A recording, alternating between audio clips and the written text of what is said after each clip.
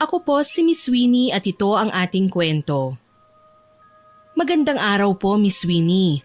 Ako po si Clarice, 25 taong gulang. Gusto ko pong ikwento ang isang karanasang hindi ko makakalimutan. Isang karanasan na nagturo sa akin ng isang malaking leksyon sa buhay. Isa po akong makasalanang babae, isang dalaga na pumatol sa lalaking may asawa. Alam kong mali mula pa sa simula pero mas pinili kong pakinggan ng puso kesa sa aking konsensya. Minahal ko ng labis ang lalaking iyon. Siya si Edgar, isang negosyante at may sinasabi sa buhay. Kilala ko ang asawa niya, si Ma'am Milagros, isang teacher. Maganda siya, matalino at higit sa lahat, mabait. Dati akong empleyado ni Edgar kaya kilalang kilala ko ang pamilya nila. Noong una puro lang saya, madalas niya akong regaluhan ng mga bagong damit, alahas, mga gadget at kung ano-ano pa, kapalit ng oras at katawan ko. Hindi ko man gustong aminin pero naging suhol sa akin ang mga bagay na yon.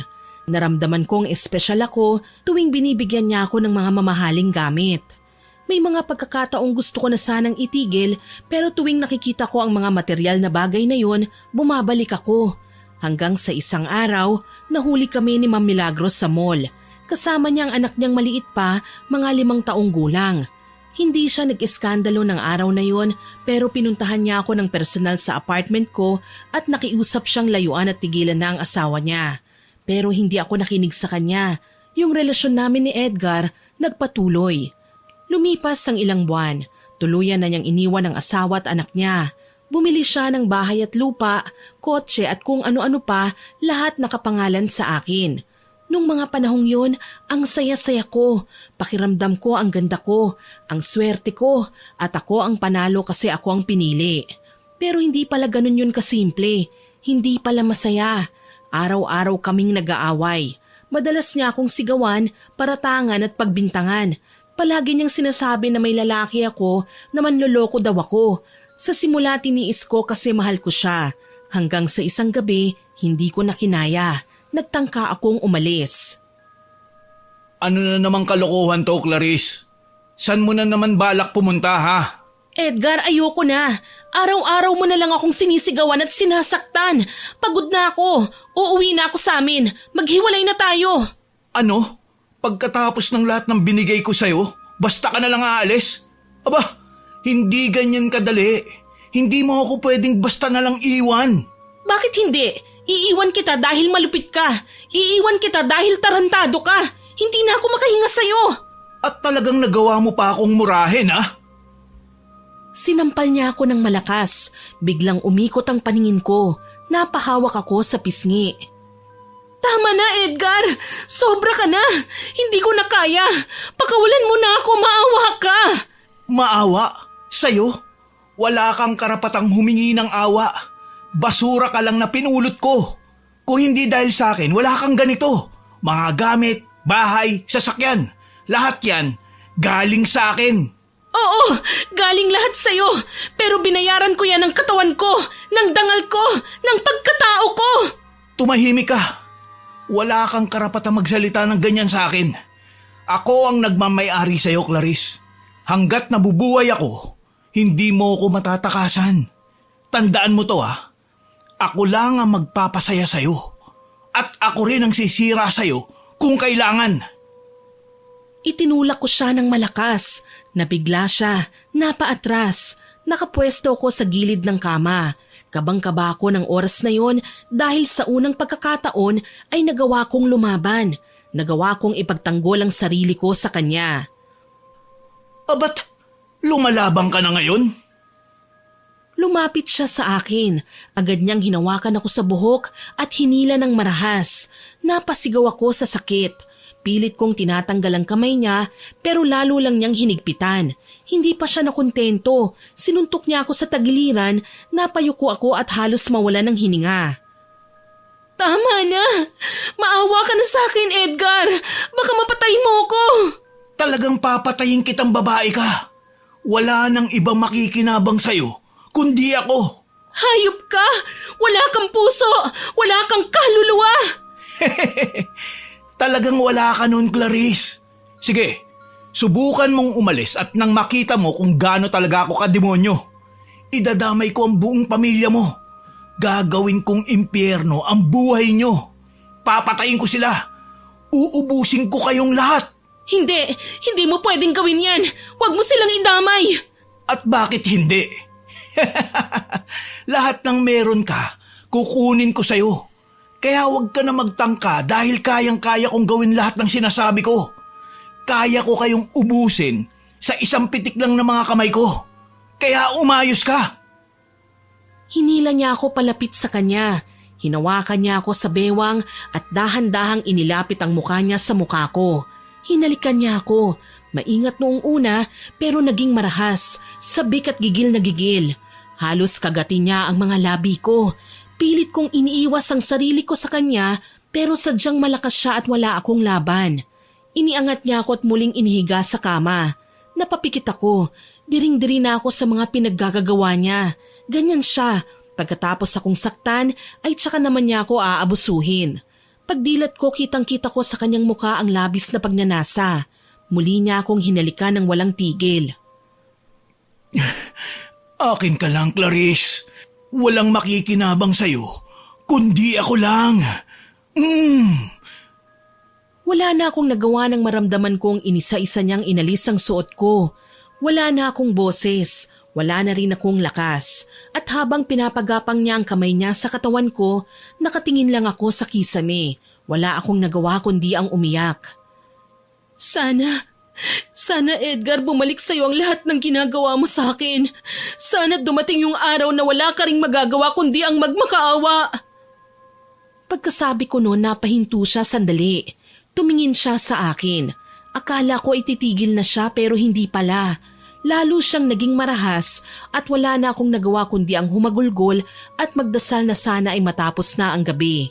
Nang matapos siya ay bumangon ako. Naglakad ako papunta sa banyo. Nang nasa loob na ako, nakita ko ang sarili ko sa salamin. Halos hindi ko makilala ang sarili ko. Namamaga ang mga mata ko sa kaiiyak. Tumapat ako sa shower. Marahang pinihit ang gripo hanggang sa dumaloy ang tubig sa katawan ko. Napasinghap ako sa lamig pero hinayaan ko lang. Kinuha ko ang sabon at sinimulang kuskusin ang balat ko. Dahan-dahan lang ng una pero kalaunan ay madiin na. Paulit-ulit na para bang umaasa akong kaya nitong alisin ang lahat ng dumi ko. Pero kahit anong gawin kong kuskus, naroon pa rin ang pakiramdam na marumi ako. Tahimik lang akong umiiyak. Ngayong tulog na siya, alam kong may pagkakataon akong umalis, pero hindi ko ginawa. Sigurado akong totoo ang mga pagbabanta niya, kaya pinili kong manatili kahit ang totoo gusto ko nang tumakbo. Iniisip ko na lang na darating din ang araw na makakaganti ako at makakawala na rin ako sa impyernong kinasasadlakan ko. Inisip ko na lang na kailangan ko talagang maranasan ang lahat ng sakit na ito para maintindihan kung gaano kabigat ang kasalanang nagawa ko. Pagkatapos ng ilang minutong pagbababad sa paliligo, inayos ko na ang sarili ko bago ako bumalik sa kama para matulog. Kinabukasan, maaga siyang umalis papunta sa opisina. Hindi kami nag-iimikan, pero ayos lang yun kasi ayoko namang makipagplastikan sa kanya. Masama pa rin ang loob ko sa ginawa niyang pananakit sa akin kagabi. Naiwan ako sa bahay, nagmumukmok sa sofa. Maya-maya ay lumapit sa akin si Aling Gina, kasambahay namin. May dala siyang tasa ng kape. Umupo siya sa harapan ko. Clarice, okay ka lang ba? Narinig kong nag-aaway na naman kayo kagabi. Bakit mo hinayaang gawin niya sa'yo ito, iha? Wala naman po akong magagawa, Manang eh. Ganun talaga siya eh. Sanay na ako. Sanay? Diyos ko, sinong masasanay sa pananakit? Dapat hindi mo na hinahayaan na ganyan.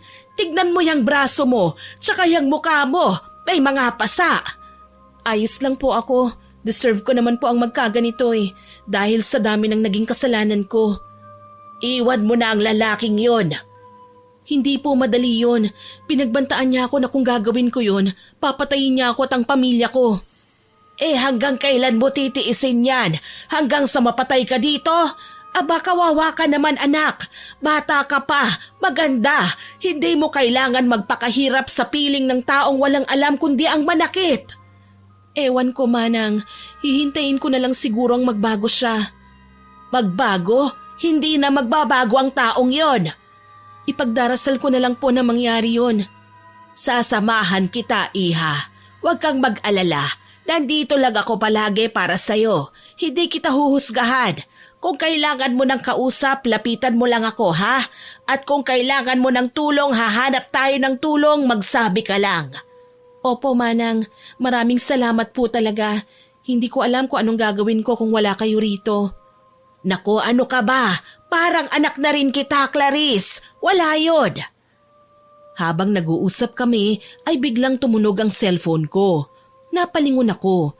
Nakita kong si Edgar ang tumatawag. Napatingin sa akin si Manang Gina.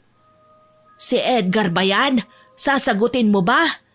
Opo, baka kasi chinecheck niya kung nandito ako sa bahay. Sasagutin ko na lang, baka mapraning na naman pag hindi ko sinagot. Tumango siya. Pag-slide ko ng sagot, hindi ko inaasahan ang boses na narinig ko. Babae, hindi si Edgar. Nagpakilala siyang nurse at sinabi niyang nasangkot si Edgar sa aksidente. Natulala ako matapos ang tawag na yun. Hindi ko alam kung anong mararamdaman ko. Anong nangyari, Clarice?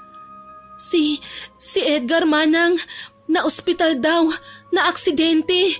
Malubharaw ang lagay niya. Mahabaging Diyos, ang bilis namang dininig ang dasal natin, iha. Hindi ko naman po ginusto ang ganito.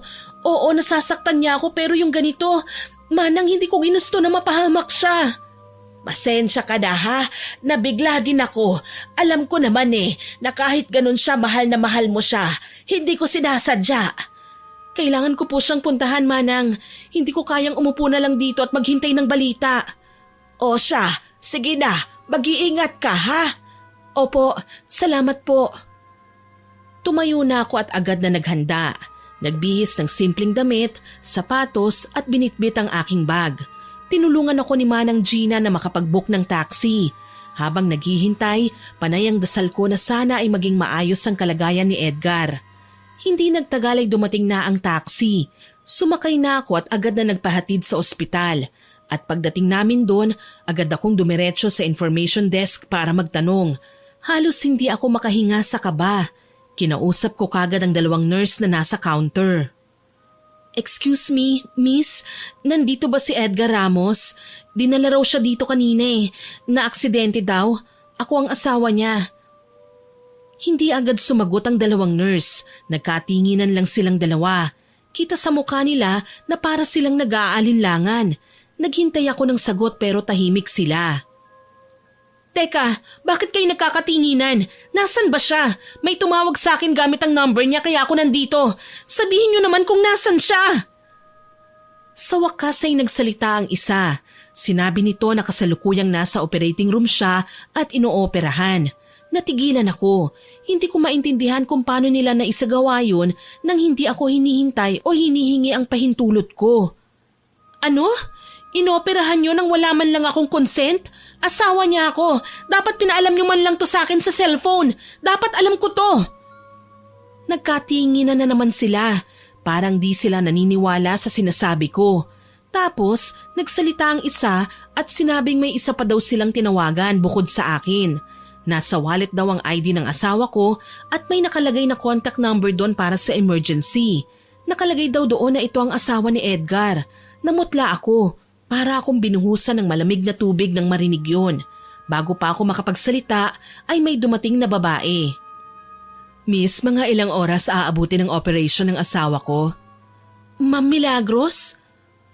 Tumingin siya sa akin pero hindi nagsalita. Wala din siyang anumang reaksyon na parang hindi niya ako kilala. Matapos makuha ang sagot sa nurse, nilagpasan lang niya ako. Muli ko siyang tinawag pero hindi man lang siya lumingon. Sinundan ko siya. Ma'am, gusto ko lang malaman kung anong nangyari kay Edgar. Please, kausapin mo naman ako. Kumusta na ba siya? Huminto siya saglit at humarap sa akin. Tinignan ako mula ulo hanggang paa. Walang emosyon ang kanyang muka. Hindi ko alam. Tanungin mo na lang siya kapag nagising na, kung magigising pa. Pagkasabi nun ay tinalikuran niya ako at saka umupo sa waiting area. Ilang sandali pa, lumabas na ang doktor at tinanong kung sino ang kapamilya ni Edgar. Pareho kaming tumayo. Ako ho ang asawa niya. Kamusta na po siya, Dok?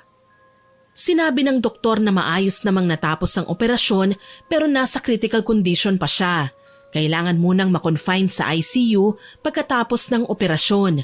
Tahimik akong umupo sa gilid ng waiting area at pinakinggan lang kung ano ang pinag-uusapan nilang dalawa.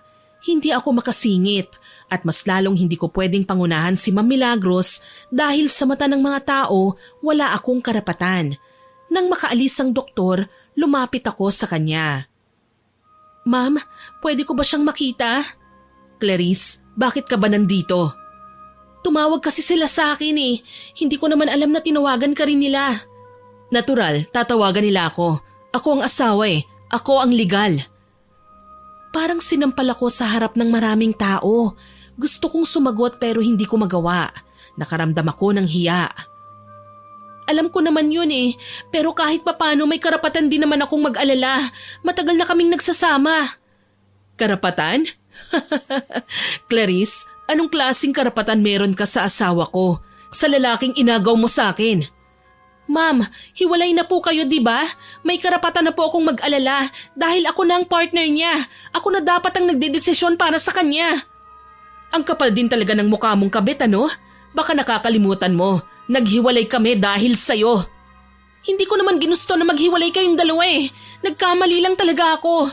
Nagkamali? Hoy, hindi aksidente yung ginawa mo. Pinili mo. Pinili mong maging kabit. Pinili mong ipagpalit ang dignidad mo sa isang lalaking alam mong may asawa at anak. Ngayon, tignan mo, kinarma. Hindi ko na napigilan ang pagtulo ng luha ko. Tahimik lang si Milagros, nakatingin sa akin tapos umiiling. Alam mo, Clarice, hindi ko na siya mahal gaya ng dati. Pero asawa ko pa rin siya. Kaya ako nandito, kasi tungkulin ko ito. Uuwi na ako. Naghihintay kasi sa akin ang anak ko. Nagawa ko na naman ang lahat ng kailangan kong gawin dito eh. Total ikaw naman yung kabit na sinamahan, ikaw na ang bahala sa kanya. Siguraduhin mo lang na mabubuhay siya. Wala na tayong dapat pang pag-usapan. Ma'am, sandali lang. Hindi mo kailangang umalis. Ako na lang ang aalis. Ano? At bakit? Ibabalik ko na ho sa inyo ang asawa niyo. Kayo na lang po ang bahala sa kanya. Mas kailangan ka ni Edgar. Isosoli mo? Naririnig mo ba yung sinasabi mo, Clarice? Bakit? Ano ba sa'yo si Edgar? Isang gamit na kapag nasira na ay pwede mo nang isole? Hindi ganun ang ibig kong sabihin. Matagal ko nang gustong makipaghiwalay sa kanya. Hindi lang ako makawala kasi ayaw niya. Kaya ibabalik ko na siya sa inyo, ma'am. Gusto ko nang itama ang mga pagkakamali ko. Ngayon lang? Matapos mong sirain ang pamilya ko? Matapos mong agawin ang ama ng anak ko? Ngayon mo lang naisip na mali? Alam kong huli na, pero ayoko na pong magpanggap. Pagod na akong mabuhay sa kasalanan eh. Ma'am, matagal ko na pong pinagbayaran ng lahat ng naging pagkakamali ko. Malupit ang asawa niyo. Palagi niya akong binubugbog. Ano? Anong pinagsasasabi mo? Si Edgar? Binubugbog ka? Opo, ma'am. Akala ko nung una totoo siyang nagmahal. Pero habang tumatagal, nagbago siya. Naging mainitin ang ulo niya. Nagsiselo sa kahit na anong bagay. Kapag lango siya sa alak, wala siyang kontrol. Paulit-ulit niya akong sinasaktan. Hindi ako naniniwala sa'yo. Kilala ko si Edgar. Hindi niya magagawa yon. Ano? Pero ganun talaga siya sa akin. Minsan tinangka akong lumayas. Pero pinagbantaan niya ako na sasaktan niya ang pamilya ko. At wala kang ginawa? Hindi ka nagsumbong sa mga pulis? Hindi po. Hindi ko kayang gawin yon dahil natatakot ako. Nahihiya din ako dahil alam ko naman kung bakit ako napunta sa ganitong sitwasyon. Sino bang maniniwala sa isang kabit? Wala naman, hindi ba? Kaya tinitiis ko na lang hanggang sa hindi ko na kaya. So, anong gusto mong mangyari ngayon? Maawa ako sa'yo? Pasensya ka na. Pero hindi ko kasi kayang sakyan ang kwento mo eh. Matagal kaming nagsama ng asawa ko at ni minsan hindi niya ako pinagbuhatan ng kamay. Para akong sinaksak sa dibdib nang marinig ang sinabing yon ni Milagros. Naramdaman kong unti-unti akong nilamon ng hiya. Yung mga salitang ni minsan hindi niya ako pinagbuhatan ng kamay, paulit-ulit na umaalingaw-ngaw sa isip ko. Parang pinamukha niya sa akin na iba si Edgar sa kanya at masakit yun. Napayuko ako, hindi ko na siya matignan. Nahihiya ako, hindi lang sa kanya kundi sa sarili ko. Akala ko noon ako ang pinili kasi kamahal-mahal ako pero hindi pala. Napagtanto kong mas mahal pala talaga niya ang asawa niya. Aalis na ako. Bahala ka na sa kanya. Hindi talaga ako pwedeng magtagal dito. Kailangan ako ng anak ko. Mabilis na siyang tumalikod at naglakad palayo. Wala na akong nagawa kundi ang tignan siya kasi para akong na-freeze sa kinatatayuan ko. Nang tuluyan na siyang mawala sa paningin ko, biglang sumikip ang dibdib ko. Dahan-dahan akong naupo at napahawak sa aking dibdib. Ramdam ko ang mabilis na tibok ng puso ko. Nasasaktan ako pero hindi ko alam kung para kanino. Kay Milagros ba, kay Edgar o sa sarili ko. Pinigil ko ang sarili kong umiyak. Samantala, sa kabila ng masakit na katotohanan yun, hindi ko iniwan si Edgar. Araw-araw akong nasa ospital, halos hindi na kumain. Kahit sabihin ko pang pagkakataon ko na yon para makatakas sa kalupitan niya, hindi ko magawa. Hindi ko kayang talikuran ng basta-basta ang isang taong minahal ko. Hindi rin maaatim ng konsensya ko na pabayaan siya sa ganitong sitwasyon na walang mag-aalaga sa kanya at walang mag-aasikaso. Kung tinanggap lang sana siya ng asawa niya, matatahimik na ako eh. Makakaalis ako ng matiwasay kasi alam kong may titingin sa kanya. Pero hindi ko rin siya masisisi kung ayaw na niya. Kaya naman kahit mahirap, ako ang nag-asikaso ng lahat. May mga araw na gusto ko nang sumuko pero sa tuwing naiisip kong walang ibang tutulong sa kanya, pinipilit kong bumangon. Minsan, habang nakikita ko siya na may tubo sa ilong, may benda sa ulo at paa, puro sugat ang katawan, para akong sinasaksak sa dibdib. Araw-araw akong nagdarasal na sana magising pa rin siya. At dumating nga ang araw na yon, nagising siya. Clarice? Edgar, gising ka na. Diyos ko, salamat. Napangiti siya, pero sandali lang yun.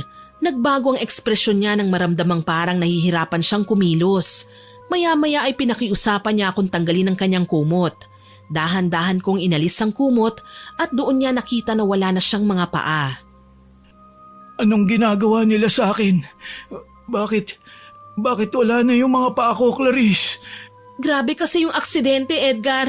Naipit ka sa loob ng sasakyan. Halos durog ang mga buto mo sa paa. Wala na silang magawa eh, kaya napilitan silang putulin. Kung hindi nila yun ginawa, baka patay ka na.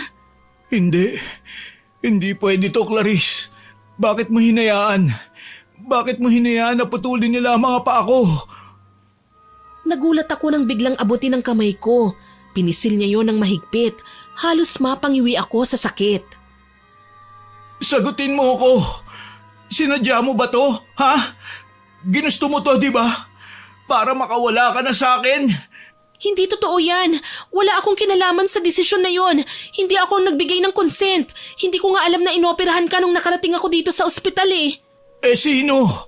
Yung asawa mo, si Milagros. Siya ang nagbigay ng consent. Nauna siyang nakarating dito sa ospital.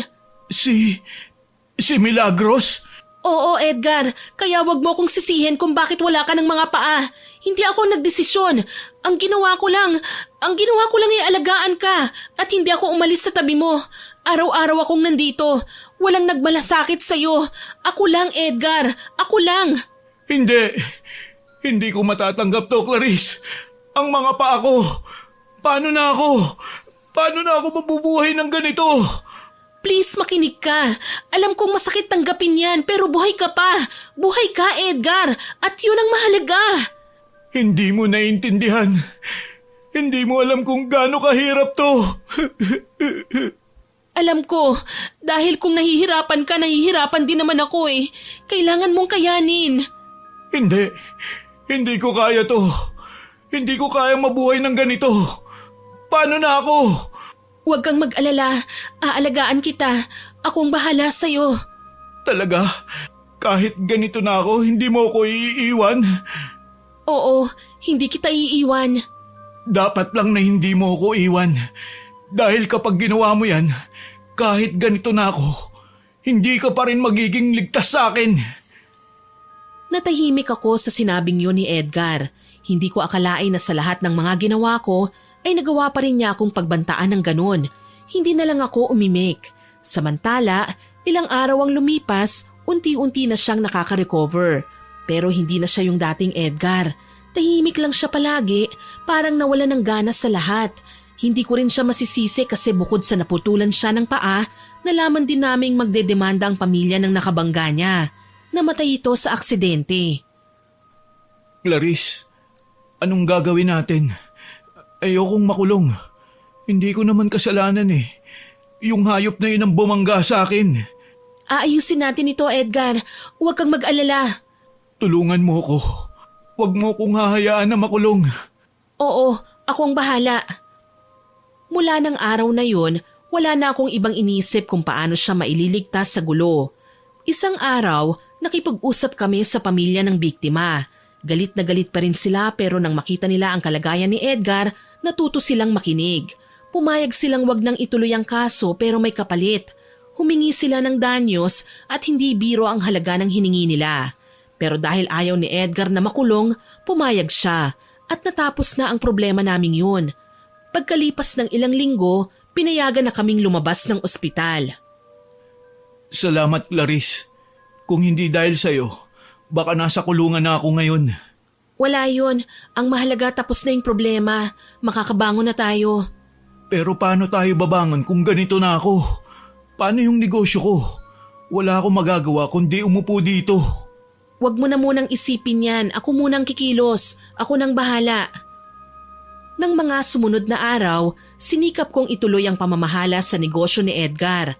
Pero makalipas lang ang ilang buwan, napansin kong paunti-unti nang lumiit ang perang dumarating. Ano to, Clarice?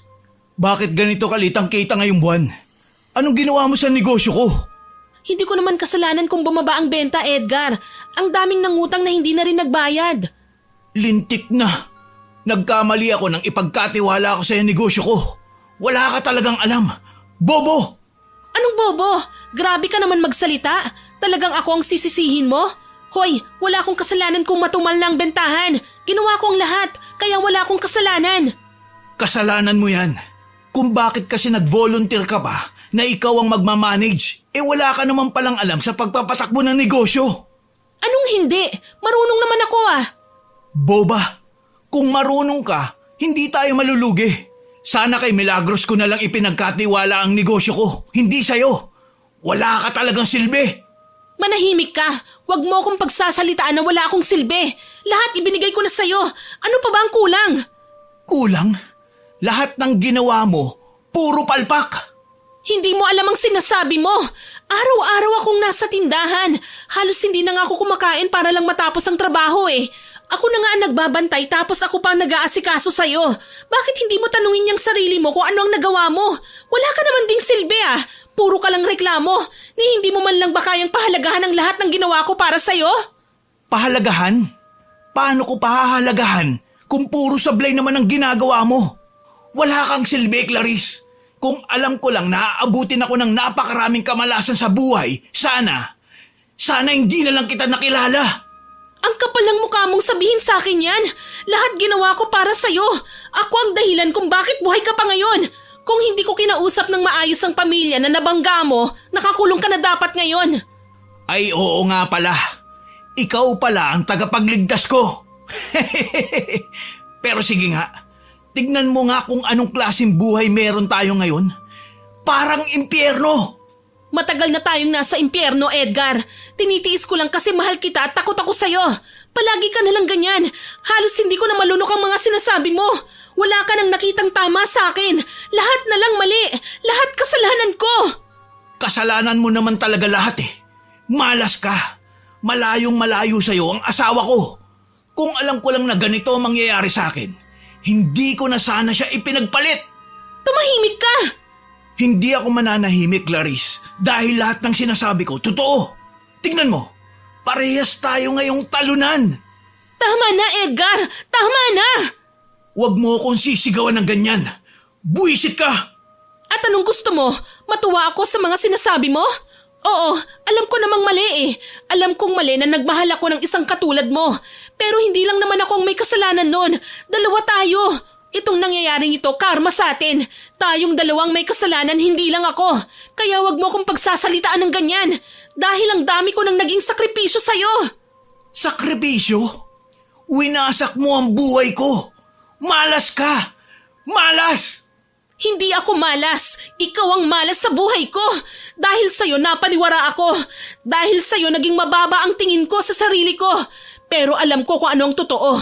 Ikaw ang pasanin. Ikaw ang malas. Hindi ako. Tsaka hindi akong problema dito. Ikaw, wala kang silbi. Wala ka ng halaga, Edgar. Manahimik ka. Hindi ako mananahimik. Ayoko na. Pagod na ako sa'yo. Kung swerte ang tawag mo sa asawa mo, sige, ibabalik na kita sa kanya. Anong sinasabi mo? Hindi ko na kailangan ulitin ang sinabi ko. Gagawin ko na lang, Edgar. Subukan mo. Subukan mo, Clarice. Kung ayaw mong... Anong gagawin mo? Sasaktan mo ako? Hindi mo na ako kayang takutin. Hindi mo na rin ako kayang saktan. Natahimik si Edgar at hindi na nakasagot. Ang tangi na lang niyang nagawa ay titigan ako. Halata sa kanyang mga mata na pinipigilan niya ang sarili na magalit. Tuluyan na akong lumabas ng silid namin. Iniwan ko si Edgar. Tumuloy ako sa kusina para uminom ng tubig. Pinilit kong maging kalmado. Habang inaayos ko ang sarili ko, lumapit sa akin si Manang. Narinig kong nag-aaway na naman kayo ha. Bakit na naman ba? Manang, magiging ayos lang po ba kung ibabalik ko na siya sa asawa niya? Nako, hindi ko alam iha kung matatanggap pa ng asawa niya yan. Hindi na nga binantayan sa ospital noon, hindi ba? Ibig sabihin, wala na siyang pakialam kay sir. Mahihirapan ka ng isoli yan. Kaya nga po actually nakausap ko po siya sa ospital noon at sinabi ko nga ang tungkol dito. Ayaw niya. Bakit kasi di mo na lang iwan? Umuwi ka na sa inyo at mabuhay ka ng malaya. Hindi ko po pwedeng gawin yun. Nakukonsensya po ako Mabait naman si Edgar noon sa akin at saka marami siyang naitulong sa pamilya ko at sa akin. Hindi pwedeng basta ko na lang siya iwan nang hindi nakakasiguro na maayos siya, na may ibang mag-aalaga sa kanya. Wala naman akong ibang mapag-iiwanan sa kanya kundi ang asawa niya Clarice, alam kong mabuti kang tao, pero minsan kailangan mo ring piliin ang sarili mo. Umalis ka na lang, pabayaan mo na siya. Kung utang na loob ang pumipigil sa'yo, nabayaran mo na yun lahat sa naging pananakit niya sa'yo. Huwag kang martir, walang martir na kabit. Grabe naman ho kayo, Manang. Parang sinabi niyo naman na wala akong kakayahang maawa sa iba. Hindi naman sa ganon, pero ang sinasabi ko lang, piliin mo naman ang sarili mo. Naaawa na ako sa'yo Paano po kung may mangyaring masama sa kanya? Hindi mo na yun responsibilidad. Tsaka diba, malakas naman siya. Kaya pa nga niyang makipagtalo sa'yo Tama po kayo, pero susubukan ko pa rin hong kausapin si Ma'am Milagros. Ikaw ang bahala kung yan ang gusto mo. Ginawa ko nga yun, Miss Winnie. Nang hapon ding yun, lakas loob kong pinuntahan sa bahay nila ang asawa ni Edgar. Pagbaba ko ng sasakyan, naglakad ako papunta sa gate at pinindot ng paulit-ulit ang doorbell. Clarice, anong ginagawa mo rito? Ma'am Mila, hindi ko na po talaga kaya Please kunin niyo na po ang asawa niyo. Tanggapin niyo na po siya ulit. Ano bang sinasabi mo? Ang sabi ko po, sa inyo na ulit ang asawa niyo. Hindi ko na po siya kayang buhayin. Wala na po siyang pera Hindi ko na ho alam kung saan ako kukuha ng pantustos sa mga gamot niya. Makapal talaga ang mukha mo, no? Nakakabilib. Ngayong wala ka nang mapakinabangan sa asawa ko, ibabalik mo na sa akin. Para ano? Para ako ang magdusa sa karma niya? Mas may kakayahan ka kaysa sa akin para alagaan siya. Wala akong pera, ma'am. Hindi ko na problema yan. Ginusto mo yan, hindi ba? Panindigan mo. Wala na akong kinalaman sa kanya. Matagal ko na siyang kinalimutan at itinuring na patay. Pero asawa niyo pa rin siya. Ikaw ang nagsabi niyan sa akin nung nasa ospital tayo. Sa papel, oo. Pero simula ng araw na pinili niyang iwan ako para sa'yo, tinapos ko ng lahat ng anong meron sa amin. Kaya kung napapagod ka na at nahihirapan, wala akong pakialam. Kasalanan mo yan. Ma'am, wag ho kayong magalit. Hindi naman ako nagpunta dito para makipag-away Gusto ko lang talaga na may mapag-iwanan kay Edgar. Kayo lang po talaga ang kilala ko na pwedeng magmalasakit sa kanya at mag-alaga tulad ng pag-aalaga ko. Kung galit pa rin po kayo sa akin, patawarin niyo ako. Hindi ko naman po sinasadya na... Uulitin ko, Clarice. Ginusto mo yan, kaya panindigan mo. Pero ma'am, umalis ka na at wag ka nang babalik dito. Pagkatapos niyang sabihin yon, isinara na niya ang pinto. Naiwan akong umiiyak sa harap ng bahay niya. Ayaw na niya akong pakinggan. Makalipas ang ilang sandali ay bumalik na ako sa loob ng sasakyan at umuwi sa bahay. Pag-uwi ko doon para akong sumabog. Pagpasok ko pa lang ng sala ay inihagis ko na ang bag ko. Tapos ay napagbalingan ko ang mga vase. Kinuha ko ang mga yun at binato sa sahig. Buwisit na buhay ito! Buwisit! Clarice, ano nangyayari? Bakit ka nagbabasag ng gamit? Lumapit sa akin si Edgar, nakasakay sa kanyang wheelchair. Hindi ko siya sinagot, bagkus ay kinuha ko pa ang isang vase at binagsak yun sa harapan niya. Halatang nagulat siya sa aking ginawa. Anong ginagawa mo? Manahimik ka! Ikaw ang dahilan kung bakit ako nagkakaganito! Ano bang nangyari? Ano bang ginawa ko? Pumunta ako kay Milagros kanina. Sinubukan kong pakiusapan siya na kunin ka na niya. Anong sinabi mo? Pinapakuha mo ako sa kanya? Bakit? Anong akala mo sa akin? Aso na pwede mong ipamigay? Edgar, hindi na kita kayang alagaan. Paubos na ang lahat ng ipon mo. Wala na rin yung negosyo, lugi na. Saan ako kukuha ng pambili ng mga gamot mo? Mabuti yung asawa mo, may magandang trabaho. Ikumpara mo naman sa akin na sa'yo lang umaasa. Kahit na, hindi pa rin tama yung ginawa mo. Nakakaya kay Mila. Nag-iisip ka ba? O sadyang wala ka lang talagang utak?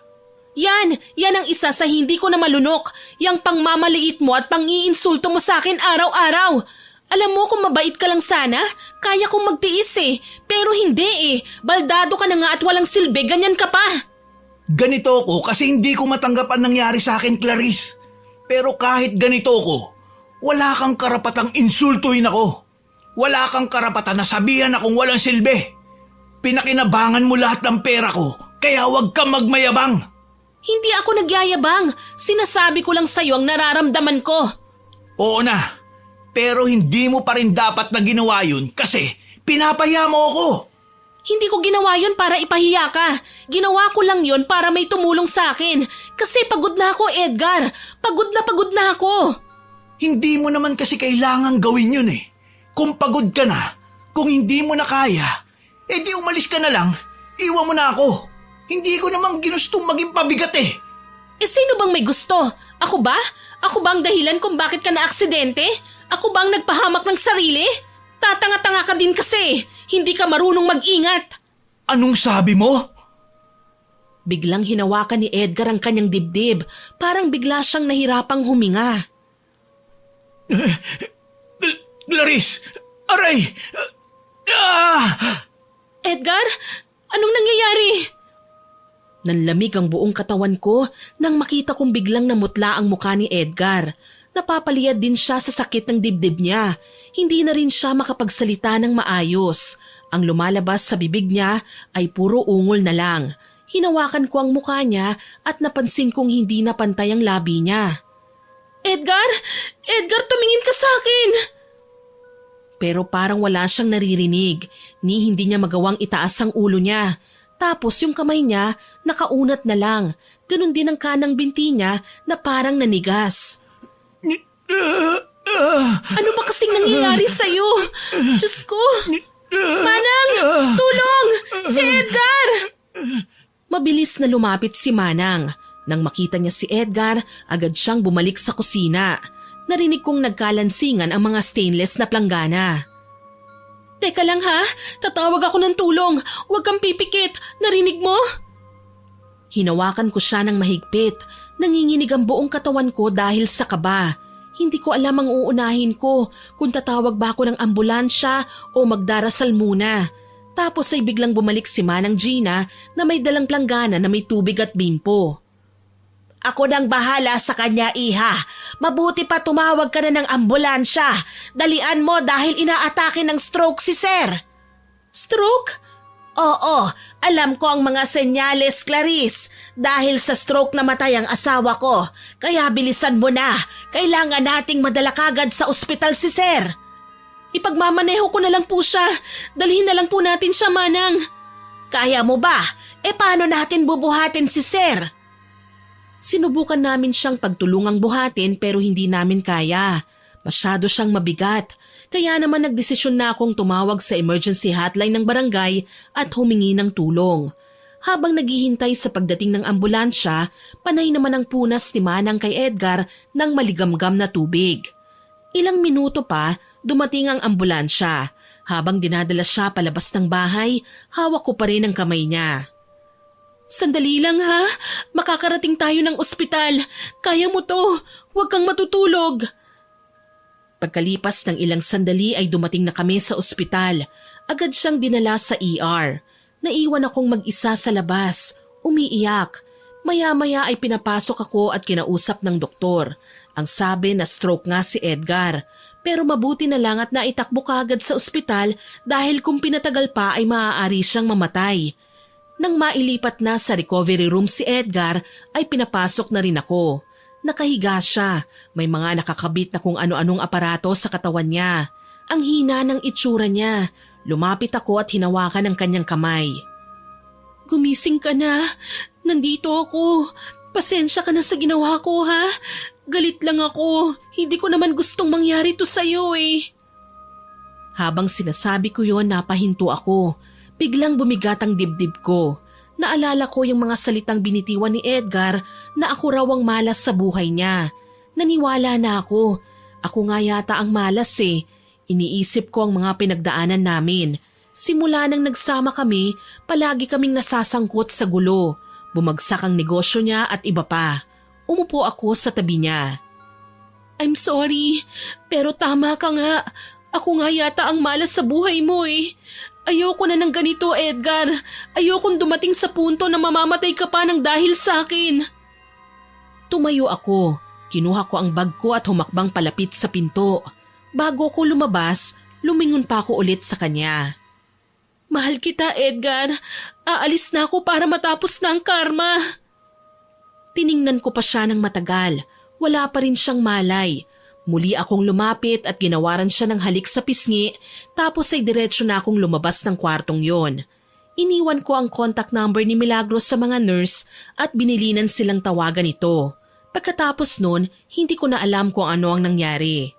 Paglabas ko ng ospital, diretsyo na akong sumakay ng bus pa uwi ng probinsya. Hindi na ako bumalik pa ng bahay. Hindi na rin ako nagpaalam kay Manang Gina. Hindi ako nagbitbit ng kahit na anong mga gamit. Pagdating ko sa probinsya namin, doon ako nagsimula ng panibagong buhay. Simple lang ang buhay doon, tahimik at hindi komplikado. Sa lugar na yon, unti-unti kong nakalimutan ng lahat ng sakit, lahat ng alaala sa Maynila at lahat ng bahagi ng sarili kong nawala ng dahil sa pagmamahal ko kay Edgar. Makalipas ang ilang buwan, nag-apply ako sa munisipyo bilang staff. Mababait ang mga kasamahan ko. Unti-unti ay bumalik ang sigla ko. Natutunan kong tumawa ulit, yung totoo at walang halong pagkukunwari.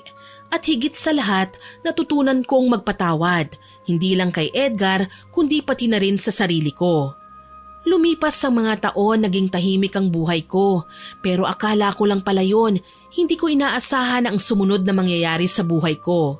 Isang umaga, habang nasa munisipyo ko, tumawag ang kaibigan kong si Ana. Clarice, umuwi ka na. Ang tatay mo. Anong nangyari kay tatay? I'm sorry pero patay na siya. Natagpuan yung bangkay niya sa bukid. Ang sabi baka daw inatake. Parang huminto ang oras ng mga sandaling yon. Ilang sandali pang parang hindi ko maintindihan ang mga sinasabi niya. Pero ilang sandali, mabilis akong nagpaalam at tumakbo ako palabas ng opisina. Nang makauwi ako sa amin, nakita ko si nanay na nasa sala. Iyak siya ng iyak. Anong nangyari? Bakit siya inatake? Ano bang sakit ni tatay? Ang sabi ng iba baka daw high blood eh. High blood? Mula nung umuwi ako dito, hindi naman tumaas ni minsan ang presyon ni tatay. Imposibleng may high blood siya. Hindi ko rin alam eh. Yun naman ang sinabi nila dito eh. Kasi si Uncle ayon sa mga nakausap niya sa bukid, inirereklamo daw niya ang pananakit niya ng ulo. Sumasakit ang ulo niya, pero hindi pa rin siya umuwi para magpahinga? Bakit ganun? Kilala mo naman ang tatay mo eh. Hindi naman lumiliban yun sa trabaho sa bukid. Matigas ang ulo eh. Pagkatapos naming mag-usap ni Ana, ay lumapit ako kay nanay. Pulang-pula na ang mga mata niyang halatang matagal nang umiiyak. Gusto kong magsalita pero walang lumalabas sa bibig ko. Ilang beses kong sinubukan na pigilan ang luha ko pero kusa na lang itong tumutulo. Hindi ako makapaniwala na wala na si tatay. Niyakap ko si nanay ng mahigpit. Hindi siya gumalaw pero nararamdaman kong nanginginig ang katawan niya. Humagulgol ako. Niyakap ko pa siya ng mas mahigpit. Ilang oras pa ang lumipas bago dumating ang sasakyan ng punerarya. Ibinaba na ang kabaong at iniayos sa loob ng bahay namin. Si nanay nakaupo lang sa isang sulok, walang imik habang si Ana ang kasama kong abala na nakikipag-usap sa mga tauhan ng punerarya. Nang matapos na sila sa pag-aayos ng mga kandila, bulaklak at ilaw, tinignan ko na si tatay. Napansin kong bahagyang nakabuka ang bibig niya. Tinitigan ko itong mabuti pero bigla akong napaatras. May gumalaw, isang maliit na insekto na mukhang ipis na lumabas sa bibig ng patay. Napasigaw ako. Agad namang lumapit si Ana. Anong nangyari? Bakit ka napasigaw? May insektong lumabas sa bibig ni tatay. Ano? Nasaan? Wala naman ah. Meron, Ana. Nakita ko. O sige, wait lang. Tatawagin ko sila kuyang taga-funerarya. Nandyan pa naman sila sa labas eh. Ipapacheck ko sa kanila. Lumabas si Ana at tinawag ang mga lalaki. Agad nilang tinignan ang loob ng kabaong pero wala silang nakitang anumang uri ng insekto sa loob nito.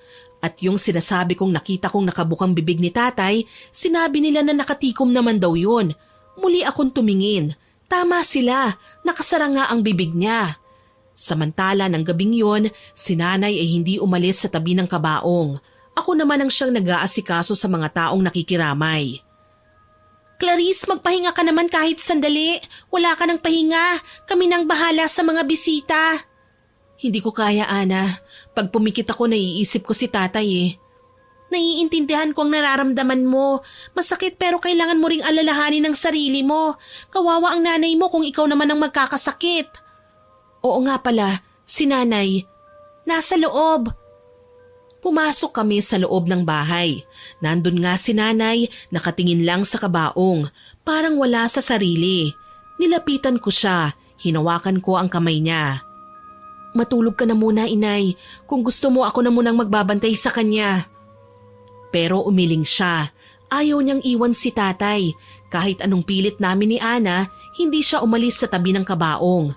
Kaya ang ginawa ko, naupo na lang ako sa hilera ng mga upuan. Sa harap mismo ng ataul. Ako na lang ang nakikipag-usap sa mga taong dumarating. Pero ilang sandali pa, habang busy akong nakikipag-usap sa isang bisita, bigla akong napatingin sa ilalim ng kabaong. May gumalaw.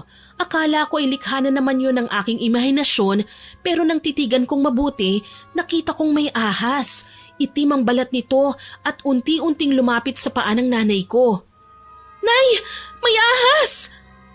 Mabilis kong nilapitan si nanay at inilayo sa kabaong. Agad ding nagtayuan ang mga tao, nagkagulo. Mabilis na kumilos ang mga kalalakihan, kumuha sila ng kawayan at hinampas ang ahas ng ilang beses hanggang sa hindi na ito gumalaw. Lumapit si Ana sa akin. Hindi maganda ito. Ang sabi ng mga matatanda, masamang senyales yan. Anong ibig mong sabihin? Ang sabi nila kung may ahas sa ilalim ng kabaong, sinasabing may taong lihim na may masamang balak laban sa iyo o sa inyo. May masamang balak sa amin? Sino? Hindi ko alam. May nakaaway ka ba? O may tao ka bang nasaktan na pwede kang gantihan? Wala naman akong nakaaway eh. Pero teka, si Edgar? Edgar? Sino naman yon? Siya ba yung kinukwento mo sa akin noon na mayamang lalaki na naging syota mo? Oo, siya nga. Bakit siya kagad ang naisip mo? Wala naman kasi akong kaaway, Ana eh. Si Edgar kasi, iniwan ko siya sa ospital nung naatake siya. Hindi ko alam kung anong nangyari sa kanya eh, kung nabuhay ba o patay na. Talaga? Nagawa mo yun sa kanya? Grabe ka, friend. Oo, pero hindi ko naman siya basta pinabayaan lang eh. Pinatawagan ko yung asawa niya. Hoy, anong asawa? Ang ibig mong sabihin, may asawa na yung lalaki? Oo, pero huwag kang maingay. Baka marinig ng mga tsismosa dito sa baryo. Grabe, Clarice. Hindi ko lang talaga maisip na papatol ka sa ganon. Alam ko, pero wag mo naman akong husgahan, Ana. Hindi ako santa. Tao lang ako. Nadadala rin, nagkakamali. Hindi naman kita hinuhusgahan, ha? Nagulat lang talaga ako. Pero bakit, Clarice? Paano mo nagawa yun? Ewan ko. Siguro nabulag lang ako sa mga pangako, sa mga regalo, sa mga salitang akala ko totoo. Ganon? Bakit? Ano bang nangyari? Nung nagsasama na kami, doon lumabas ang tunay niyang ugali. Nananakit siya, Ana. Talaga? Hala, kawawa ka naman pala. Kaya hindi na ako magtataka kung may kinalaman siya sa kamalasang nangyayari sa amin ngayon. Kung ang ibig sabihin ng itim na ahas ay paghihiganti o may gagawing masama sa amin ng isang tao, walang gagawa nun kung hindi siya. Naalala ko kasi nung nakipaghiwalay ako sa kanya, pinagbantaan niya ako na uubusin daw niya ang pamilya ko. Sa tingin mo nagsisimula na kaya siya? Teka lang, baka naman hindi siya, no? Di ba sabi mo na stroke? Paano niya kayo masasaktan kung gano'n ang kalagayan niya?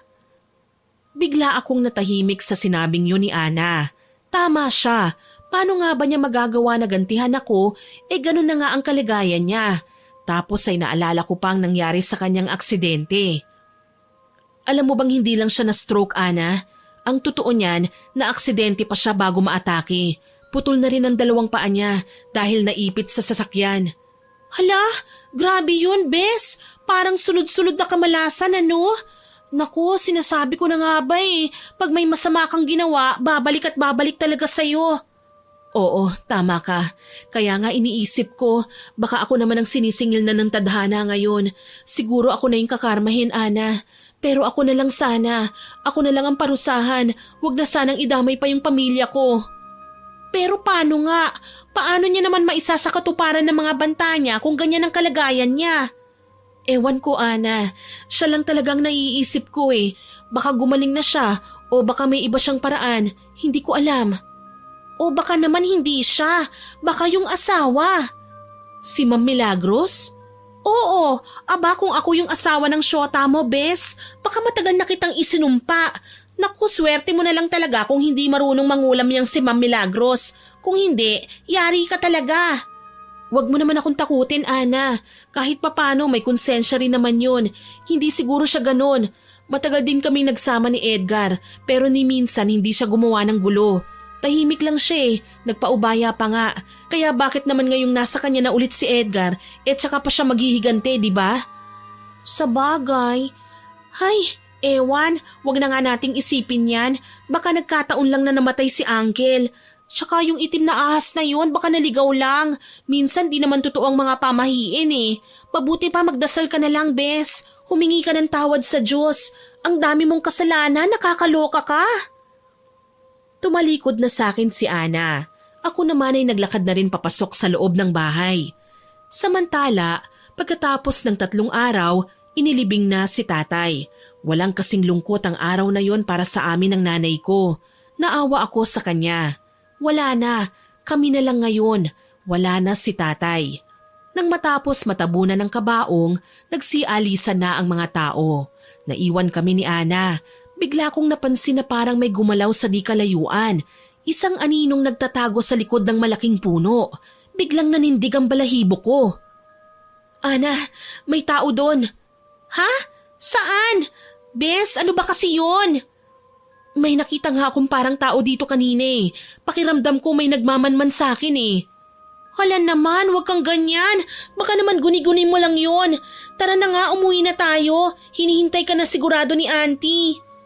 Oo na, tara na. Pero Ana, sigurado kung may nakita talaga ako. Hay naku, tama na yan. Halika na nga, umuwi na tayo. Ngayon na. Sabay kaming naglakad palayo. Pagdating namin sa bahay matapos ang ilang minutong paglalakad, napansin namin ni Ana na parang nagkakagulo sa bahay. Pumasok kami sa loob at doon ko nakita si nanay. Maputlang-maputla ang mukha niya. Tapos ay nagsusuka siya. May inilalabas siyang itim na likido. Diyos ko, ano yan? Bakit ganyan? Anong nangyayari sa inyo? Hindi siya gaanong makasagot sa akin dahil panay ang suka niya. Pero maya-maya ay tinuro niya ang kanyang mga paa. Ang sabi niya, bigla na lang daw itong kumirot. Agad kong tinignan ang mga paa niya, namamaga ito. May bakas ng kagat, 2 butas yon na parang kagat ng ahas. Tapos nakita ko sa nakapalibot sa kagat na yon ang mga itim na linya. Bigla kong naalala ang ahas sa ilalim ng kabaong ng aking tatay. Pero alam ko namang hindi siya nakagat ng ahas na yun dahil mabilis ko siyang nailayo. Pero hindi rin ako sigurado. Ana, tignan mo naman oh, baka nga nakagat ng ahas na yun ng nanay. Teka, oo nga kagat nga ng ahas ito. Pero kung yung ahas na yun ang nakakagat kay auntie, huwag kang mag-alala, hindi naman yun makamandag. Kaya lang, ang mas pinag-aalala ko ay kung bakit kulay itim ang sinusuka ng nanay mo. Bakit? Hindi ako sure pero gusto mo bang tawagin natin ang lolo ko? Si Lolo Pedro, magaling na albularyo yun, baka matulungan niya tayo. Albularyo? Bakit? Hindi ba dapat sa ospital natin siya dalhin? Baka nalaso na si nanay. Hindi, Clarice. Iba ang kutob ko. Halika na, sumama ka sa akin. Tawagin natin si Lolo. Hinila niya ako palabas ng bahay. Halos kaladkarin niya ako sa sobrang taranta niya. Wala akong ideya sa sinasabi niyang kutob pero nagpatianod na lang ako. Kita ko sa mukha niya na seryoso siya na para bang alam niya talaga kung ano ang nangyayari. Pagdating namin sa bahay ng matanda, nagsisigaw na si Ana. Lolo Pedro! Lolo! Nandyan ba kayo?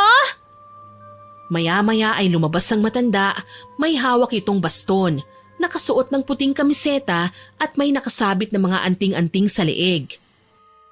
Ano ba yan, Ana? Bakit ka ba sumisigaw? Lolo, kailangan namin ng tulong nyo. Tulong ko? Bakit? Ano ba nangyari? Si nanay po nagsusuka ng itim na likido Ano?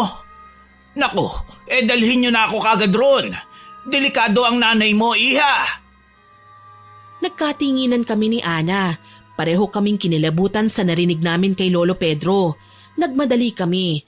Pero pagdating namin sa bahay, yung mga tao nakatingin silang lahat sa akin. Malungkot ang kanilang mga mata.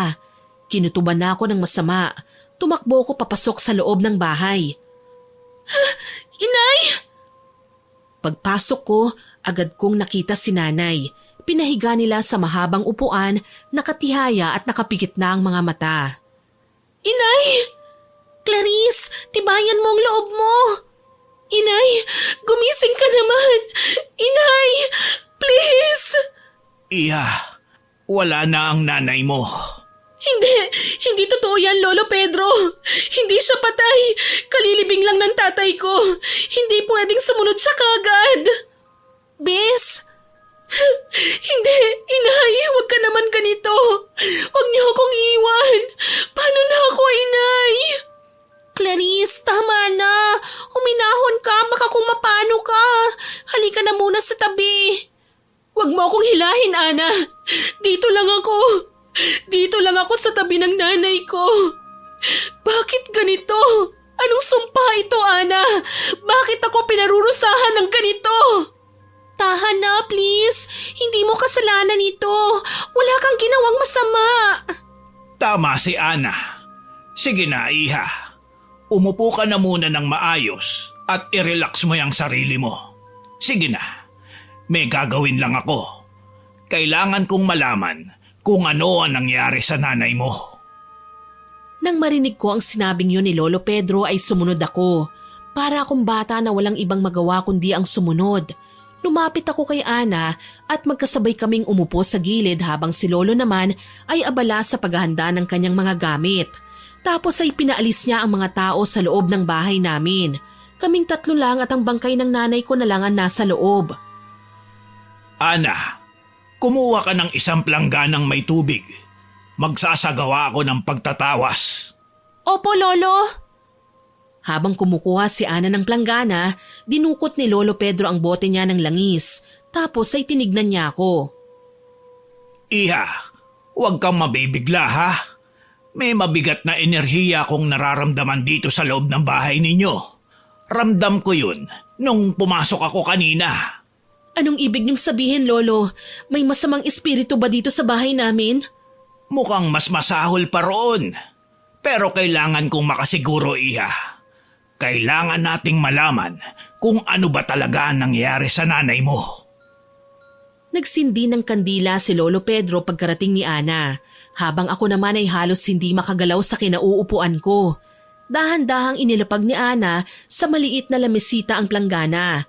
Malapit sa kinahihigaan ni nanay, lumapit kaming dalawa ng kaibigan ko. Maya-maya pa ay narinig kong umusal na ng dasalang matanda. Hindi ko maintindihan kung Latin ba o ibang wika ang sinasambit niya. Tapos, dahan-dahan niyang itinapat ang kandilang may apoy sa ibabaw ng planggana. Hinayaan niyang tumulo ito sa tubig. Bawat patak ay bumubuo ng kakaibang hugis. Walang kikilos ha? Diyan lang kayong dalawa. Hayaan niyong matapos ang tawas. Nagpapakita na sa akin ang dahilan. Kinabahan ako. Habang tumatagal, unti-unting nag-iiba ang kulay ng tubig. Nagiging kulay abuy ito, tapos ay naging kulay itim. Nang tumigas na ang wax, kinuha ito ng matanda at itinaas. Tulad ng inakala ko. Ano po, Lolo? May tumatrabaho sa inyo, Clarice. Tignan niyo tong natunaw na kandila. Dalawa sila Isang babae at isang lalaki. Galit na galit ang mga itsura. Teka lang, Lolo. Ang ibig mong sabihin may kumukulam sa kanila? Oo, pero hindi lang basta kulam to. May sumpa pang nakuha. Uubusin nila kayo. Hala, Lolo. Sino po kayang may gawa niyan? Ang sama naman. Hindi pa malinaw. Malakas ang kapangyarihan nila. Kaya nilang itago ang pagkakakilanlan nila. Pero Clarice, naghihiganti ang dalawang to sa'yo. May tao ka bang nagawan ng kasalanan? Po? Maaaring sila ang may gawa nito, Iha. Malakas ang pakiramdam ko na kilala mo ang may gawa nito. Bes, baka naman si... Oo, wala nang ibang gagawa nito kundi sila lang. Pero bakit? Bakit, Ana? Hindi ko alam. Lolo, baka naman pwedeng tanggalin niyo yung sumpa. Hindi ba kayo marunong ng ganon? Maaari kong subukan. Pero hindi ganon kasimple.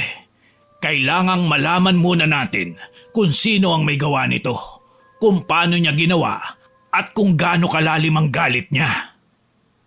Kinuha ng matanda ang kandila. Tapos nakita namin na biglang lumiko ang apoy nito. Parang tinuturo ang pintuan. Diyan siya pumasok. May pumasok sa bahay niyong hindi niyo nakita. Gabi yun, sigurado ako. Ang ibig niyong sabihin, nakapasok dito yung taong gumawa ng sumpa? Hindi, Iha. Hindi tao ang pumasok, pero isang sugo. Sugo? Ano yun? Multo? Engkanto? Isang demonyo.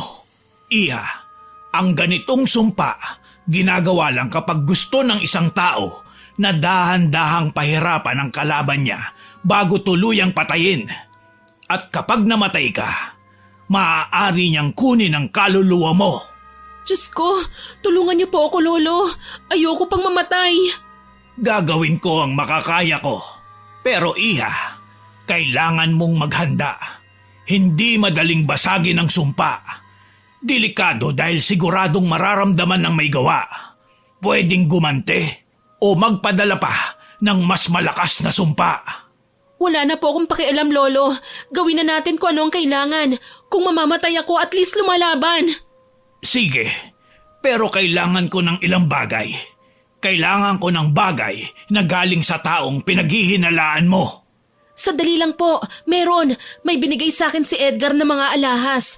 Dala ko po ang mga yon. Kukunin ko lang po. Mabilis akong pumasok ng silid at kinuha ang singsing na regalo sa akin. Bumalik ako kagad sa sala para ibigay ito kay Lolo Pedro. Nang makuha ito ng matanda ay agad siyang nagsagawa ng ritual. Maya-maya lang ay unti-unting umihip ang malamig na hangin sa loob ng bahay. Gumalaw din ang mga kurtina kahit nakasarado ang mga bintana. Ilang sandali pa, biglang lumakas ang ilaw ng kandila tapos ay may narinig kaming parang tumatawa. Sino yun? Bakit may tumatawa? Huwag kang matakot. Ibig sabihin lang nun ay nahuli natin siya. Itinaas ni Lolo Pedro ang kandila at sa sandaling yun, isang itim na anino ang nakita naming gumagapang sa itaas ng bubong. Tapos ay sa dingding. Lolo, ano yan? Huwag kayong mag-alala. Hanggat may apoy ang kandila ko, hindi yan makakalapit sa atin. Nagsaboy ng asin si Lolo sabay usal ng orasyon. Nawala ang anino, pero pakiramdam ko ay may mabigat na presensya pa rin sa paligid. Teka, Bakit ganun? Anong ba't ganun, Lolo? Tapos na ba? Oo, tapos na. Pero nagtataka ako. Bakit ganun kadali? Ay naku naman, Lolo, okay na yun. Kesa naman makipagpuksaan pa tayo sa demonyo. Magpasalamat na lang tayo na tapos na. Clarice, okay na, huwag ka nang mag-alala. Pagkatapos ng sinabi ni Ana, medyo gumaan ang loob ko. Inisip ko baka nga tapos na yung sumpa at baka nga okay na ako. Samantala, nang matapos ang ritual ay dumating na ang mga taga-punerarya. Nang kunin nila ang nanay ko, nagdesisyon ako na ilibing na kagad ang nanay ko. Sigurado ka ba? Ipapalibing mo na kagad ang nanay mo? Baka gusto mo munang ipagpaliban. Hindi na, Ana. Mas mabuti nang maihimlay na siya kagad para magkasama na sila ni tatay. Gusto ko na silang matahimik, pareho.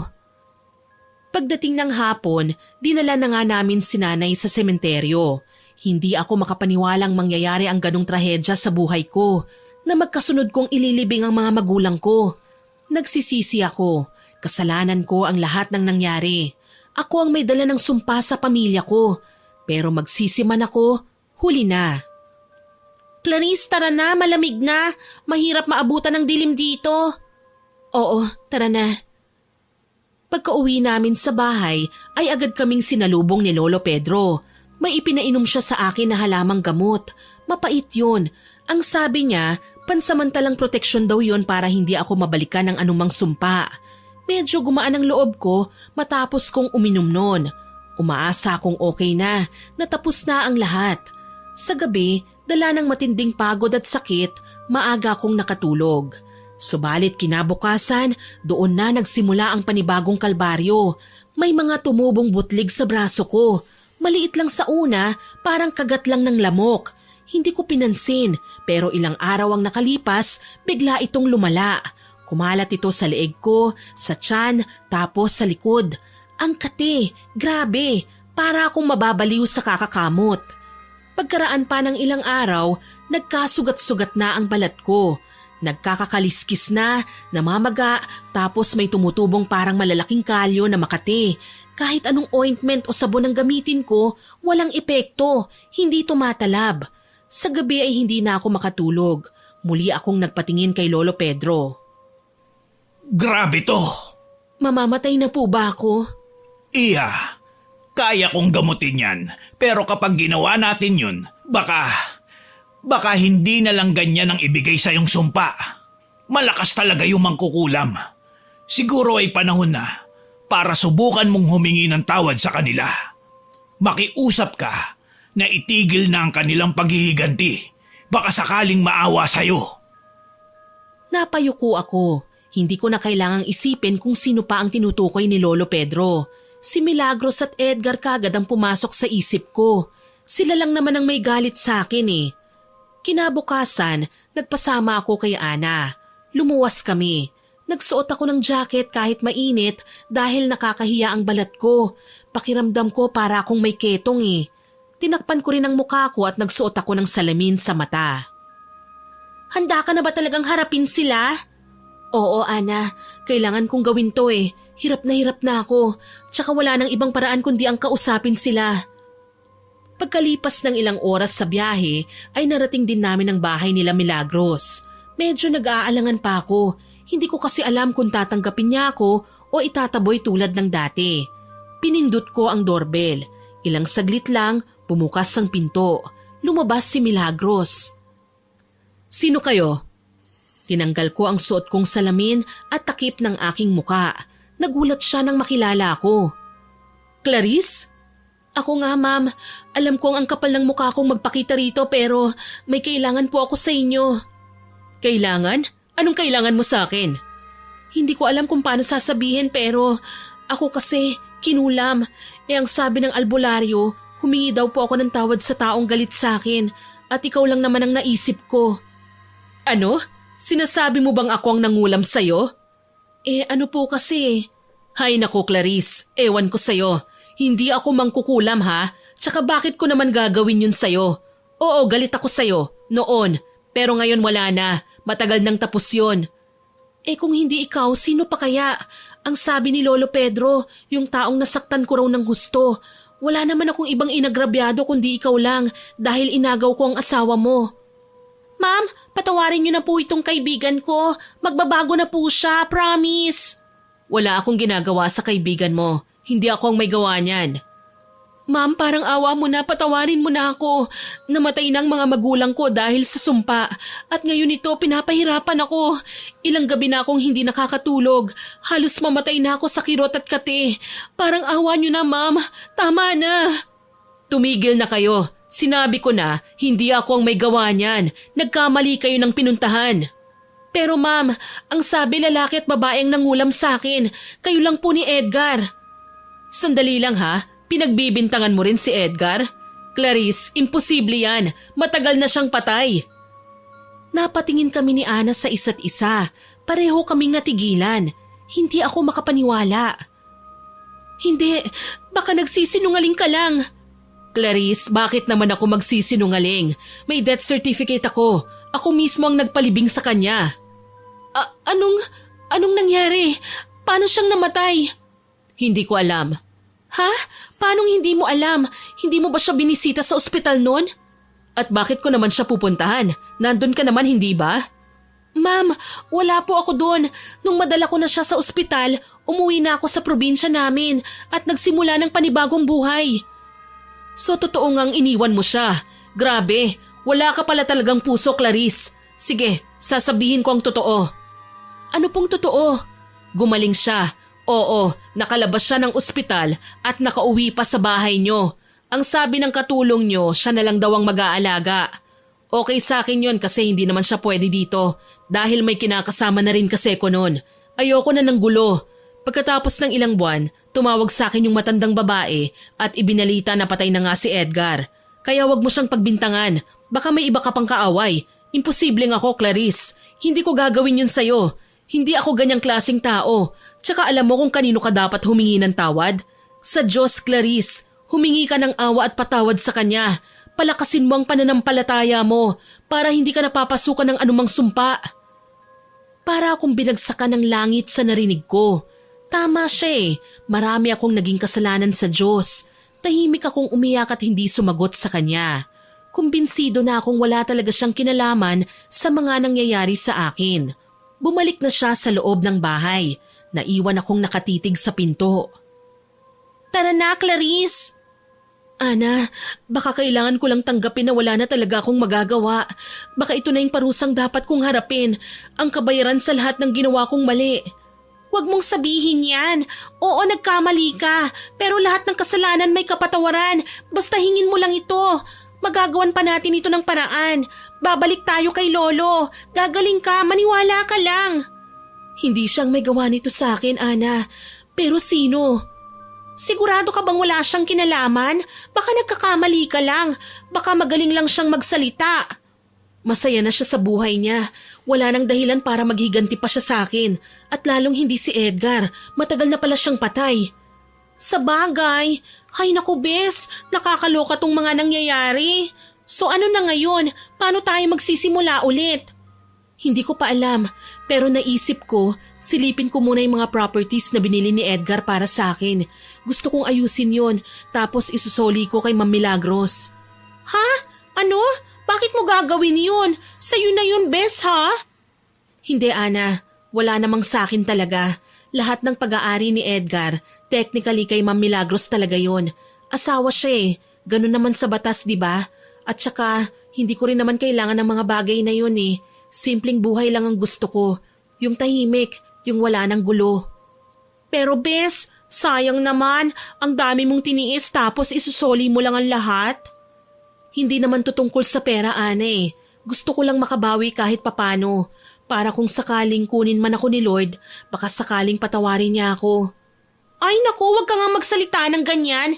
Hindi ka mamamatay ano. Tigilan mo nga yung drama mong nakakakilabot. Totoo naman ang sinasabi ko eh. Makasalanan ako. Nang agaw ako ng asawa tapos kung kailan niya ako kailangan, tsaka ko naman siya iniwan. Nakukonsensya tuloy ako nung inisip kong masosoli ko siya sa asawa niya. Kung alam ko lang na may kinakasama na siya noon, hindi ko na sana iniwan si Edgar. Bes, wag kang ganyan. Hindi mo deserve yan. Oo, nagkamali ka. Oo, maraming beses. Pero mabait ka pa rin. Hindi ka naman masamang tao eh. Hindi ko na rin alam kung ano ako ngayon, Bes eh. Minsan naiisip ko, baka kung hindi ko lang minahal si Edgar noon, baka hindi ako napunta sa ganitong sitwasyon. Oo, pero nangyari na yon. Wala na tayong magagawa pa. Ang importante, gusto mong itama ngayon. Hindi lahat ng tao kayang gawin yon, Bes. Tumango ako. Tama lahat ang sinabi ni Ana. Ilang sandali pa, sumakay na kami ng taxi at nagpahatid sa dati naming bahay ni Edgar. Pagdating doon, napansin kong maayos pa rin ang paligid. Maganda pa rin ang bahay at mukhang alagang-alaga kahit ilang taon na ang lumipas. Parang walang nagbago. Grabe, ang ganda pala ng bahay. Oo, maganda at mahal. Kaso wala nang halaga sa akin to ngayon kasi hindi ko naman madadala yan sa impyerno eh. Hoy, ano ba? Tigilan mo sabi yan eh. Manang Gina? Manang Gina? Parang walang tao pero bukas ang pinto. Yung katulong mo, careless ano? Madaling makapasok ang magnanakaw dito. Hindi ganun si Manang, maingat yun. Halika, pumasok tayo at hanapin natin siya sa loob ng bahay. Baka may masamang nangyari sa kanya.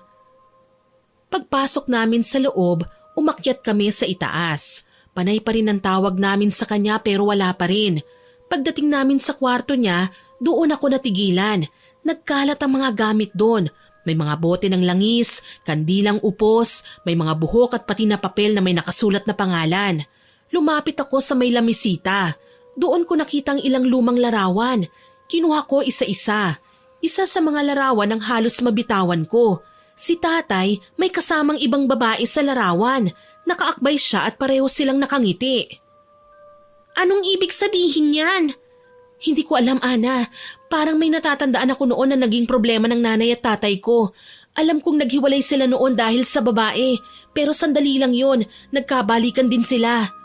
Naku po, hindi kaya ang babaeng nasa larawan ang naging kabit ng tatay mo? Pero bakit yan nandito? Hindi ko alam, pero bakit parang kilala ko siya? Parang batang mukha ni Manang Gina. Ang ibig sabihin, posibleng siya ang kumulam sa'yo? Tara na, Ana. Kinikilabutan na ako. Kung siya nga, baka hindi na tayo ligtas dito. Ayokong pati ikaw madamay. Ngayong alam na natin kung sino, bumalik na tayo kay lolo mo. Baka may magawa pa siya. Ay, teka Clarice! Shh! Magtago tayo! Bilis! Clarice, may tao sa labas! Shh! Bilis! Magtago tayo! Mabilis kaming gumapang papunta sa ilalim ng higaan. Ilang segundo lang, bumukas ang pinto. Ay, salamat. Nakuha ko na rin ang lahat ng mga kailangan ko. Sumilip ako ng bahagya. Nakita kong inilalapag niya ang ilang mga tuyong dahon at may mga garapong puno ng iba't ibang mga kulisap at uod. Biglang bumukas ulit ang pinto at pumasok ang isang lalaki. Matangkad ito, medyo payat at halos kaedad ko lang siguro. Mabuti at nandito ka na, anak. Alam mo bang mamayang gabi ay tatapusin na natin si Clarice?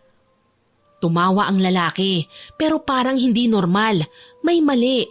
Nang silipin ko, nakita kong parang iba sa mukha ng lalaking tinawag niyang anak. Parang may diferensya ito sa utak dahil iba kung makatingin din at hindi rin nagsasalita.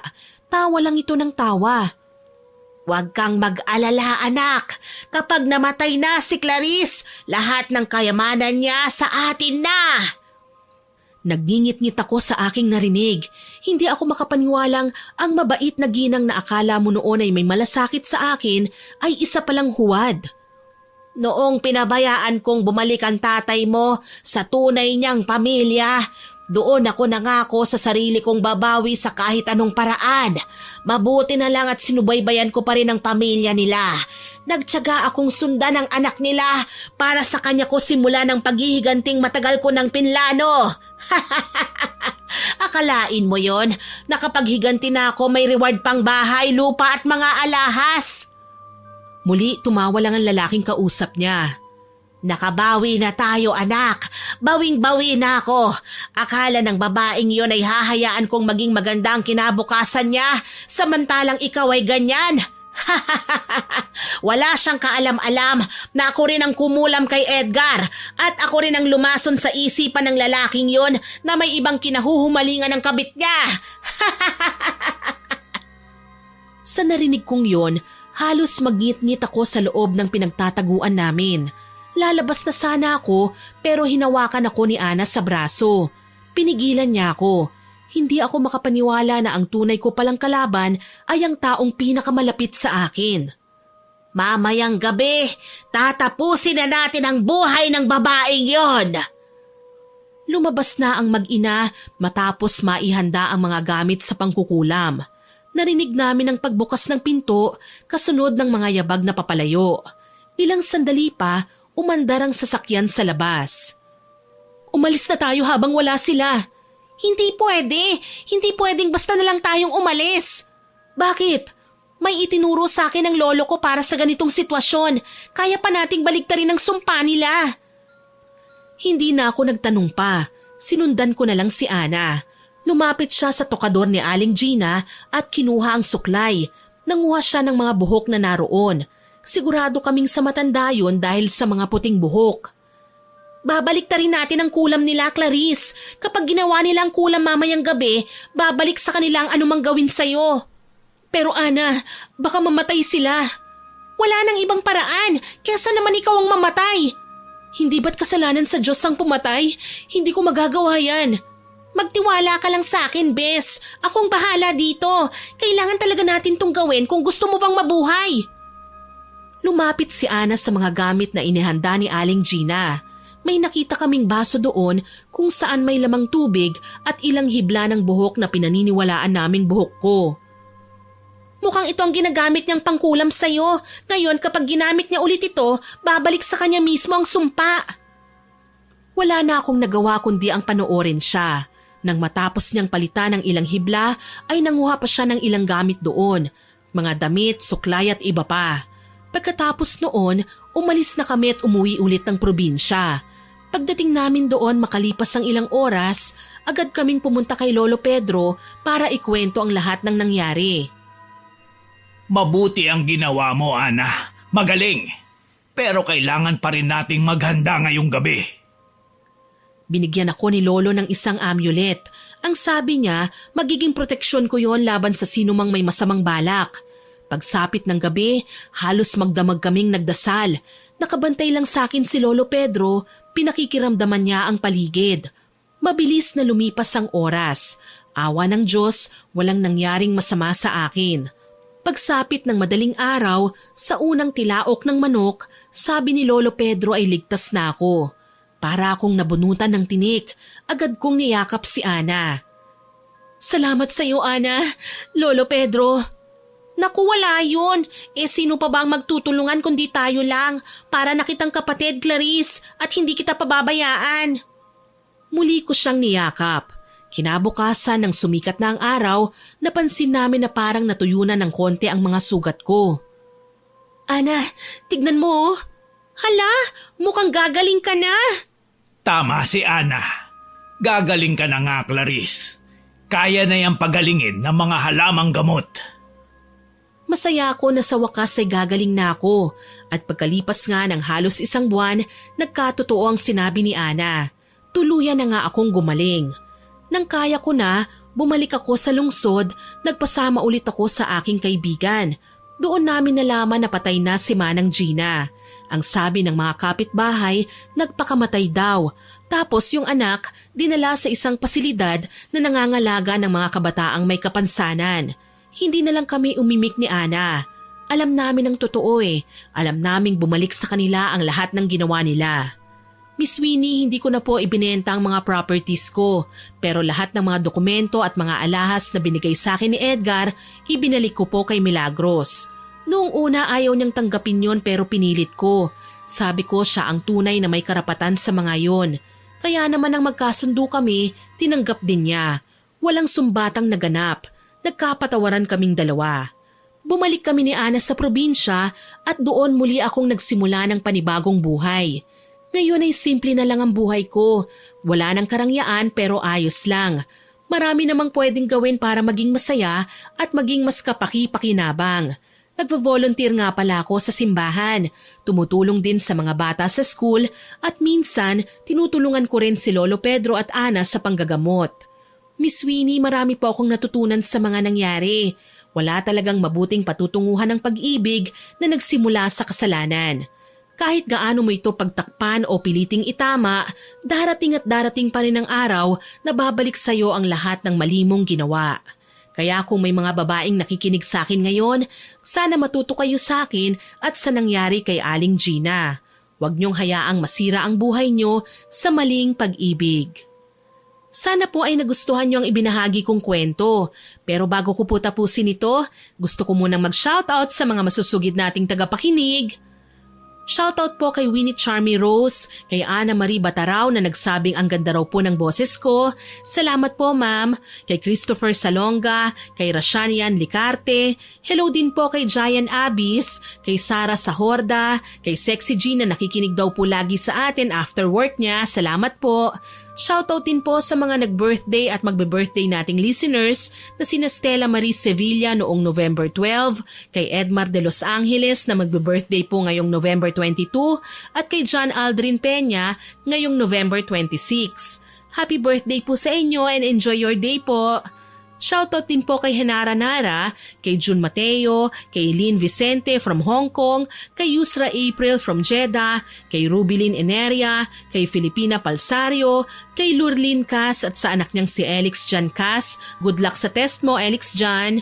Hello din po kay Alma Salilay, kay Ma'am Maria Reg Picache, kay Sir Ruben Isip, kay Ma'am Belen Malbas, kay Kathy Alfonso, kay Lurian Vitalicio, kay Yuga Isaac, kay Ford Cheo Despi, kay Ma'am Puresa Tagiwalo, kay Gary Ribo, kay Normski Channel, kay Ann Pundano from Taiwan.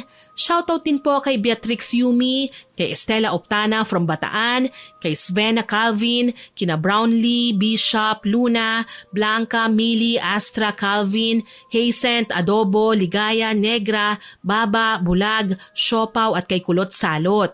Salamat po sa inyong lahat na nakinig at nag-comment. Abangan po nyo sana ang mga susunod ko pang upload at huwag nyo pong kalilimutang mag-subscribe, like, share and comment sa mga kwento natin. Para po mabilis nyong makita kung may bago tayong upload, pindutin nyo lang po ang notification bell para lagi po kayong updated. Aasahan ko pa rin po ang inyong suporta ha. God bless po sa ating lahat. Muli ako po si Miss Winnie na nagpapasalamat ng lubos sa inyong pakikinig.